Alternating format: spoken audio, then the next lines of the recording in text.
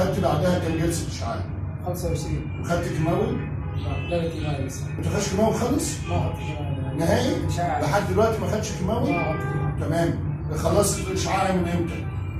عندي سنه من الاشعاع. من سنه. طب ليه تاخرت في العمليه؟ والله ما دخلنا وريتك الظروف.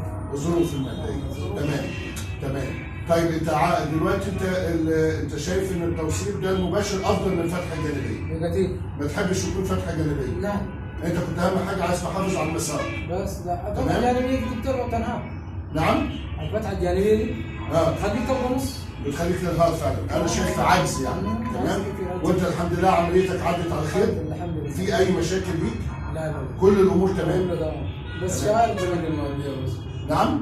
مشاكل ماديه بس. تمام، مشاكل ماديه. ماديه، بس كيف نوصل القاهره دي برنامج دكتور. ان شاء الله خير. الحمد لله على سلامتك. الله يسلمك، الله يسلمك يا حبيبي. بعدين واحد